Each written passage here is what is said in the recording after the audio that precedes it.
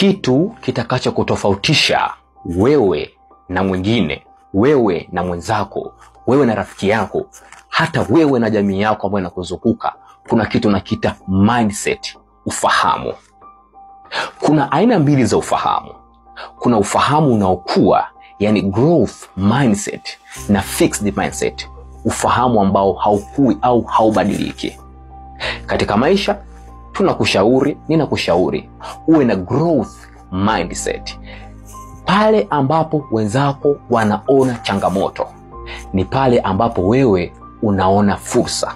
Pale ambapo wenzako wanaona haiwezekani, ni pale ambapo wewe unaona inawezekana.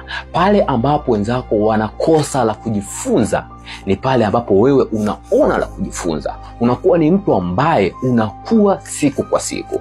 Lakini fixed mindset ni ufahamu ambao mtu anakuwa nao, yani kwamba yeye hataki kubadilika. Kile anachokiamini ndicho anachokiamini. Hataki kujifunza. Kile anachokijua ndicho anachokijua. Mwandishi wa kitabu cha The 7 Habits of Highly Effective People, Stephen Covey, alisema kwamba if you need to be understood by others, then seek to understand. Yani, ukitaka kueleweka na wengine, chukua hatua ya kuwaelewa wengine. Watu wengi tunataka watu watuelewe, lakini sisi hatutaki tuelewe watu wengine. Utajikuta kila siku unaongea kitu ambacho unachokijua tu, kwa sababu haujaruhusu uwe na growth mindset, hujaruhusu watu wanaokuzunguka wakufundishe. Sasa ili uwe na growth mindset, ufanye vitu gani? Ili uweze kukua kila siku, ufanye vitu gani? Hakikisha unajifunza katika kila kitu ambacho unakiona. Iwe ni changamoto, wewe jifunze.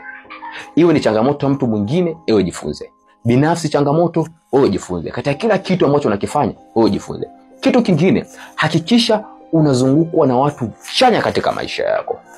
Kama utakuwa una ufahamu ambao unakuwa, lakini umezungukwa na watu ambao wana ufahamu ambao haubadiliki au ufahamu ambao haukui, trust me, na wewe utakuwa haukui.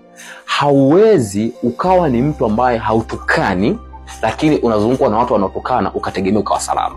Hauwezi ukawa ni mtu ambaye haunywi pombe ukazungukwa na walevi ukategemea ukawa salama. Hivyo kitu cha kwanza ni kwamba anza kupruni watu ambao hawaendani na wewe kiufahamu. Inawezekana wewe unaishi katika dunia nyingine, nao pia wanaishi katika dunia nyingine.